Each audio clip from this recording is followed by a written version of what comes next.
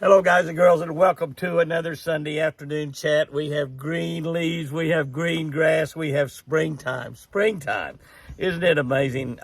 Remind me to talk to you a little bit about springtime because I am just so thankful that God gave us another spring. If you're watching this, you're just like me. God gave you another springtime. And you know, I really believe that God gives us spring every year, just showing us that he can make dead things live again. Our grass is dead. The trees are all dead. They don't have any leaves. The fields are all brown and ugly. It's just, the trees are just, they're not dead, but they look dead. And yet he brings them back to life every year. That's exactly what he can do for us. You know, he can bring back a person that's dead in his life here on this earth. He's struggling with financial situations or health problems of some sort, or family problems or whatever. In other words, it's just everything. It's sort of a dead person walking around, dead man walking. And God can turn that around and make it all brand new, just like he does springtime. And I think that's sort of something for us to just remember when we see springtime. And I'm going to tell you, I've been gone. I've been gone here from the ranch for a few days, and gosh, it's just changing day by day, and it's absolutely so fantastic.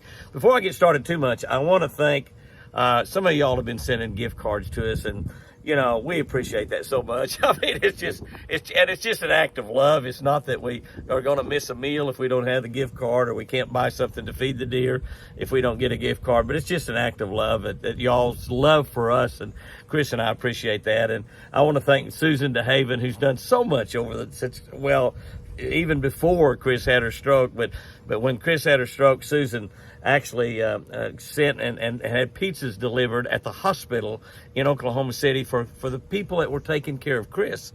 Not for Sherry and I, but for the people that were taking care of Chris. And I got to admit, I slipped down there and had a piece of pizza or two with them. I don't think Sherry did. But then, and we moved to Tulsa, and she did the same thing. She sent people over there to the rehab center for people that were taking care of Chris, to just have a treat on her. And Chris and I left Argentina. I left Argentina day before yesterday, Friday morning. I got up at 5 o'clock in the morning, and we had to drive 6 hours to the airport.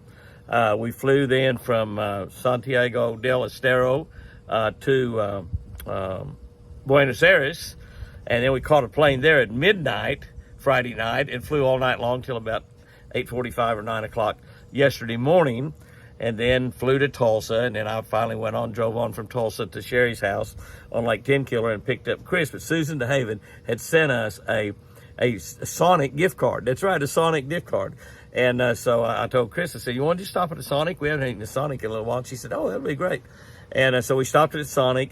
And we ordered, and we got our food out there. We got a couple of, I like those #1 cheeseburgers at Sonic, you know, and you get some tots with them and a cherry limeade. So we got us a couple of those, and we got us some of those cheddar peppers. I like those cheddar peppers, you know, they got the cheese and those jalapeno peppers. Those are really good.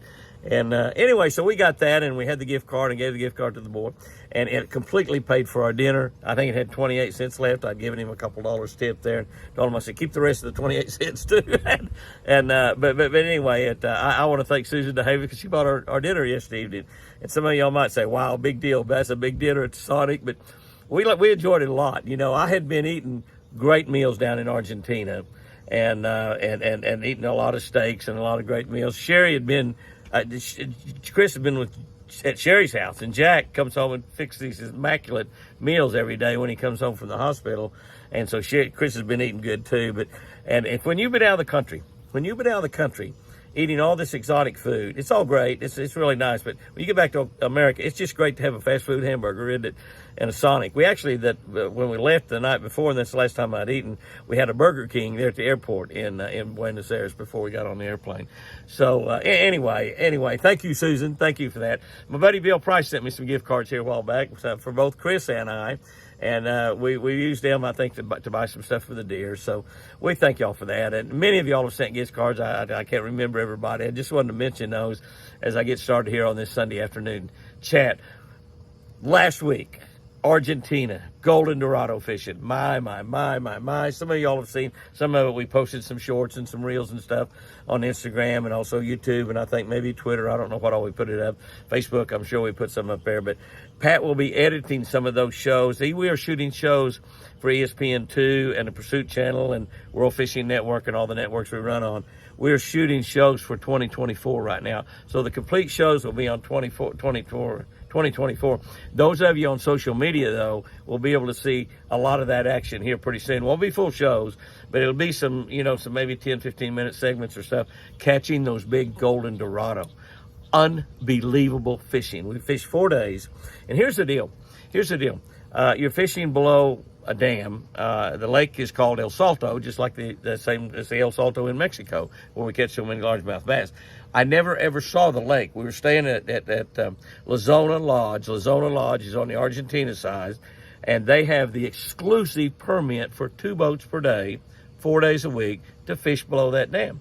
And you'll see in some of the videos, be sure and watch these videos. They'll be on Facebook and on our Jimmy Houston Outdoors Fishing channel, which is different than the Catch a Better Life channel. So if you're not subscribed to Jimmy Houston Outdoors Fishing, subscribe to that channel also. And it's a little bit difficult when you have more than one channel on YouTube, and we have 3. It's a little bit more difficult to find that Jimmy Houston Outdoors Fishing, so you might have to work a little bit. But make sure you subscribe to Jimmy Houston Outdoors Fishing. But you're below this dam. And there's about 2 boats there 4 days a week, 100% catching, release fishing. There's another 100 to 300 boats that are fishing back, 1,000 or 1,500 yards away from the dam. They can't come up close to that dam. And most of them are fishing for really different species in golden Dorado. They're fishing for on the bottom for a fish. It's sort of like a carp. They're fishing for catfish. And they also catch some golden Dorado down there, but the majority of the golden Dorado live up by that dam. They stay there all the time. And so 2 boats, and it's been that way for quite a while. Very, very exclusive. Hard to book a trip in there. They've got a nice lodge there. They feed you fantastically. And they've got a nice lodge. Everybody has an individual room. They only got about 6 rooms, but they're nice, good, clean rooms. Good showers in them and everything. And they're great food. They take care of you well there with food. Extremely great evening meals and desserts.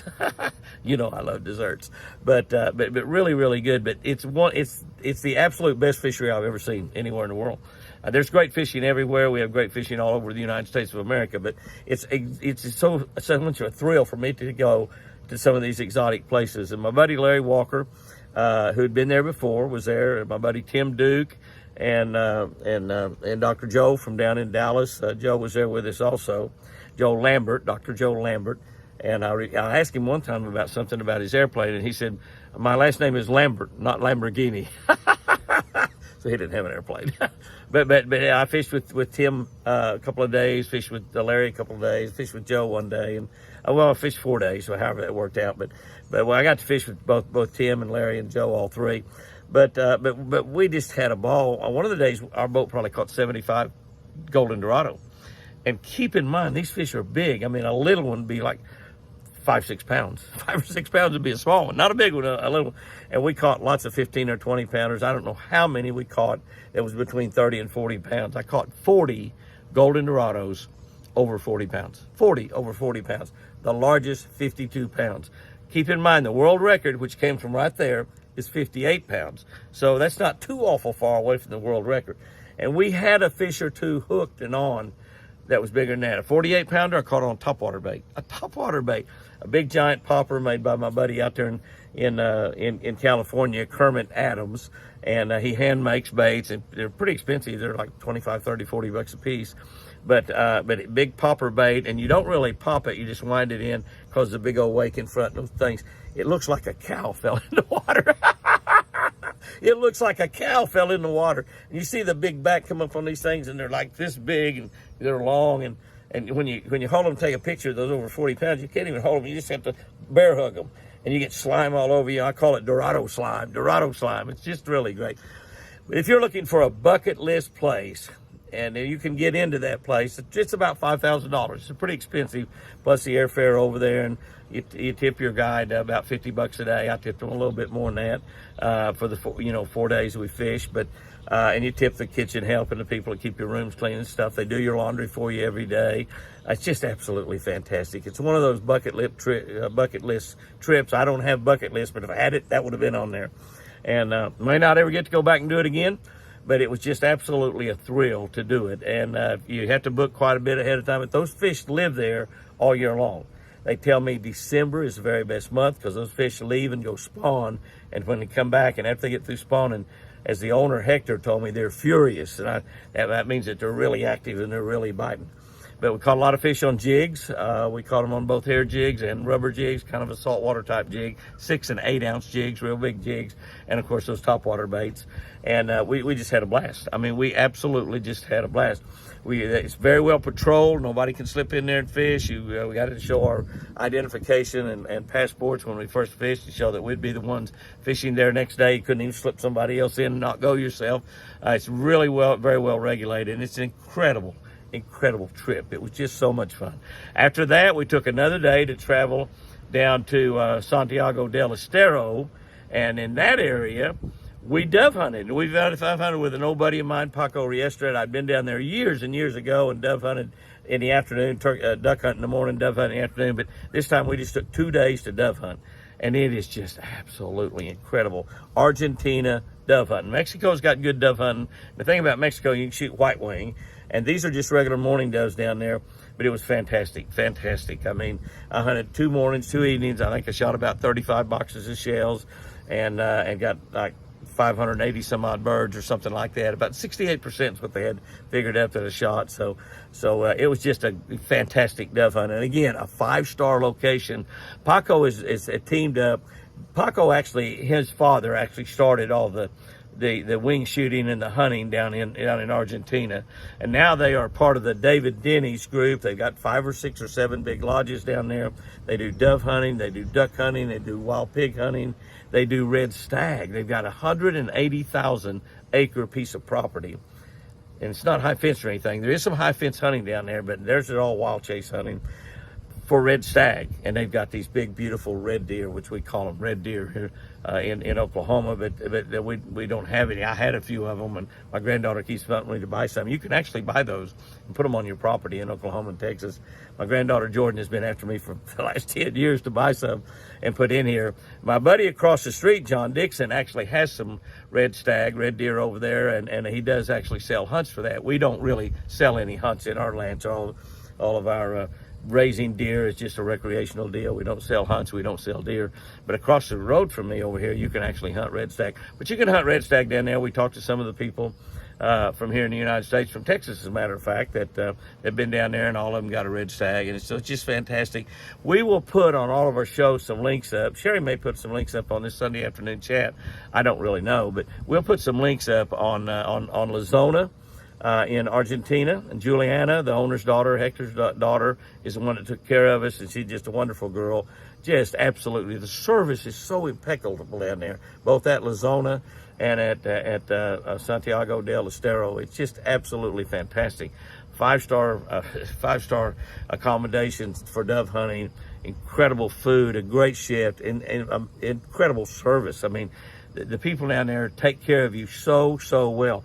That fishing trip used to be $6,500. It's dropped down to, I think, $4,900 because the dollar is so valuable down there.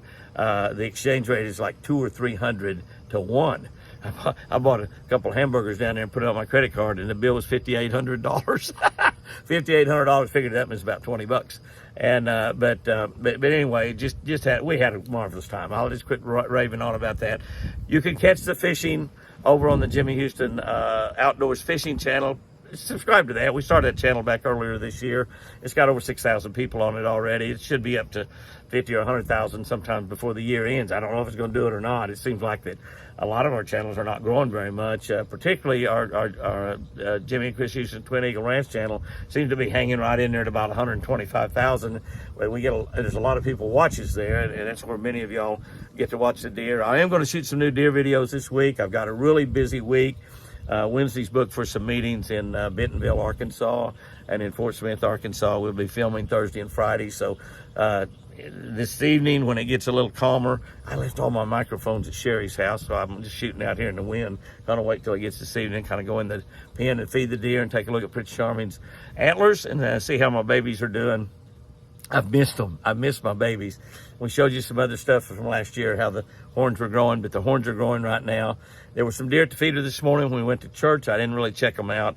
Hopefully get a few up there in the next day or two and get some figures and look at those, look at Forrest and TC and all of the deer that's hanging around there at the feeder and see if their horns are growing. But I pulled around and looked at Prince Charming this morning before we went to church. And you can see his nubbin's going pretty good. So we're going to be looking at that, some brand new deer videos this week. So that's going to be really a cool deal. We had a happening at church, and I got to tell you about two here before I end this thing. We had a couple of young people saved this morning, a girl and a boy. The boy was probably, I'm guessing, around 11 or 12 years old, which touches my heart so much when that happens, because I got saved at 12 years old. I asked Jesus to be my Lord and Savior at 12 years old. Walked down that aisle in a little Baptist church, just like that boy did today. But Chris and I sat up on the second row, I think is where we were this morning, and Chris is in her wheelchair, and so she sits out in the aisle. I sat right there beside her, and so we're right there in the middle, and we're right really close when the preacher is talking to people, and I knew what they come up there for. I could just tell by the way they were talking, and to see that little boy, he's a pretty good sized little boy, 12 years old, but I'm just guessing he's 12 years old, and to see that young girl and young boy accept Jesus Christ as their Lord and Savior, and realizing how much that is going to change their life for the next 20, 30, 40, 50, 80, 100 years, I don't know. But I watched that, and just my heart just overflowed with joy, and the tears were running down my face because I knew exactly what was happening. I just rejoice so much when I see somebody get saved. I see that happen a lot because we speak in a lot of churches, and lots of people get saved. But the little boy, listen to me. This is so cool, and I probably will talk about this some more sometime. The little boy, after he prayed to receive Jesus as his Lord and Savior, turned around and he looked at somebody back over in my direction, but back behind me. I didn't turn around and look, and he gave her a thumbs up. He turned around and he gave her a thumbs up. And I think I saw the lady once church was over after a little bit later, and I thought maybe it might be his grandma, but she looked too young to be his grandma. It might have been his aunt or something. But he gave her a thumbs up. Everything's good now. Thumbs up. Okay, it's great. That's what you do, thumbs up. And I got to thinking, I've never seen that before. I've seen thousands of people get saved in my lifetime. I've never seen one turn around to somebody they love and respect like that young man did and give her a thumbs up, saying grandma or aunt or friend or whomever she was. She's too young to be his grandma, I think, just looking at her. But giving her a thumbs up. And I got to thinking, as Christians, Jesus told us, go tell the world about me. I'm coming back someday. Go tell the world about me. I'm just thinking as Christians, as we go around with a big smile on our face and we just give a thumbs up. And they might look at us like we're idiots, but if they're a Christian, maybe we can get this started and it permeates all over the world. So as you go around this week and you see somebody and look at them, instead of just smiling, saying hi, just go, hey, give them a thumbs up. They might say, why'd you do that? Well, I'm doing that because I'm saved. I'm a saved, born-again Christian. I believe in Jesus. And they might say, me too. Or they might say, Jesus, what are you talking about? Man, just think about that. So, I don't know. This won't amount to nothing probably. None of y'all probably do it. But as I'm going to go around, I'm going to start when I make contact with somebody, instead of just smiling, say, hey, hi, have a great day, or how you doing, or whatever. I'm going to go, hey, have a great day, and give them a thumbs up. Give them a thumbs up. And you never know. Somebody might say, I don't know who started this, but I know you're a Christian. I'm going to say, I started it. But give them a thumbs up. Give them a thumbs up. But that young man turned around to somebody he loved, gave her a thumbs up. Everything is good. Everything is okay. My life has been changed. I'm going to live forever in heaven. Plus, Jesus is going to bless me all of my life here on earth. Wow. Thumbs up. Give him a thumbs up. When you go around this week, give him a thumbs up. Susan, Bill, Doug, Dan, hey, Nancy, Rhonda, Linda, thumbs up, thumbs up, thumbs up. I can name names, Suzanne, I can name names all day. All right, I wanted to end this thing real quick here, but I want to remind you about our newsletter. We're only a couple weeks away from the next newsletter coming out. This is already, I think, the 16th of the month, so we're less than 2 weeks from the newsletter coming out. Only 30 days in this month. 30 days, that's September, April, June, April. That's right. That's right. Only 30 days in this month, so only 2 weeks away. If you are not receiving our Jimmy Houston Outdoor newsletter by email, it's absolutely 100% free. All you need to go is go to jimmyhouston.com. We got a place in there where you can give us your email address. We don't need your telephone number or anything else. If you want to give us all that stuff, that's fine. We don't need your credit card number. If you want to give me that, that's fine too. No, I'm just kidding about that. But we have the credit card number for a lot of you. We do not abuse that. You know that. And because a lot of you are ordering spinner baits and shirts and hats and books, so many books. And we sign books every time we go to share. We got a big stack of books to sign. But if you'll just give us your email address, we will send you that on the first of every month. It is an outstanding newsletter. It might be one of the best email newsletters you'll ever receive. And I'm not patting myself on my back at all. I do not do that newsletter. My grandson, Kyle Combs, does that newsletter, and he just does an incredible job. He works hard on it. He researches. He puts some great tips in there, some great recipes, some great deals that he gets from some of our sponsors where you can get maybe a rebate on an oil change, a rebate on buying Shell Rotella, or a sale or something going on to O'Reilly's Auto Parts. He's talking to them on something from Mercury Marine. He's talking to them all the time about getting something we can give these folks special. We got about 10,000 people on there right now. I think a little over 10,000 that are receiving that email. If you are involved in our social media in any way, shape, fashion, or form, you could glance down through it. If you don't like any of it, just delete it. I mean, it's an email. It's all it is. It's going to come in on your phone. It's not junk mail. But you will be blessed, and it will help you if you love to fish, or if you drive a car, if you drive a truck, or you drive a tractor, or just all kinds of. It's just a great newsletter. You'll enjoy it, and you can link into some other things. We've got tips in there from professional fishermen that are giving you tips about fishing, some certain way to fish or whatever. And we've got some great information going to come out that hopefully we'll be able to announce it by that newsletter that's going to shock the world about Lucky Strike lures. That's right. And it's going to be so much fun, so much fun. But anyway, that's going to be a ball. I think I've talked about just about everything. We do have only one appearance left this month on personal appearance, the Baptist Men Convention, Oklahoma Baptist Men's Convention here at False Creek, right here down about 15 miles from my house. I'll be there both Friday and Saturday, the April 28 and 29. It is a fantastic convention. They have so much set up for the men to do, and I think it only costs like $95. I mean, I don't see how they get all that done for $95. And I know a lot of you, as I've been running around Oklahoma and Arkansas and Kansas even, have told me, I'll see you at False Creek. I'll see you at False Creek. So I know we're going to have a lot of people there. I think I'm even going to be able to shoot tannerite. I call it tanamite because it's like dynamite. You shoot it and it blows up. They're going to have that. They're going to have fishing. I'm going to be doing the fishing stuff, giving little fishing seminars and talking about fishing and answering questions, I think 3 or 4 times on Friday, or a couple times on Friday and 2 or 3 on Saturday. I don't know exactly what. They've got tremendous speakers coming in there to preach, and it will change your life. It's going to help your life to be there. So the Baptist Men's Convention, Friday and Saturday, April 28 and 29. I'll be there both days, and they got archery shooting. They've got, like I said, the tannerite. You'll be able to shoot the tannerite. They've got all kinds of things, just lots and lots of things for the men to be. It's going to be a fun weekend, and you're going to get to fellowship with other Christian men. And if you're not a Christian, if you're not a saved, born-again believer, what a great place to spend Friday and Saturday. And just visit and listen and partake of these Christian men having a great time for the weekend. And if you're not a Christian, it definitely probably will change your life for the better, because God may be directing you to go there to False Creek on that Friday and Saturday. I went to False Creek several times as a kid. That was the Baptist church camp. They have 6,000 kids there for 8 weeks during the summer. 6,000 different ones every week, from churches all over all over Oklahoma and Kansas, Arkansas, around Close, Texas. We're only 40 miles from Texas.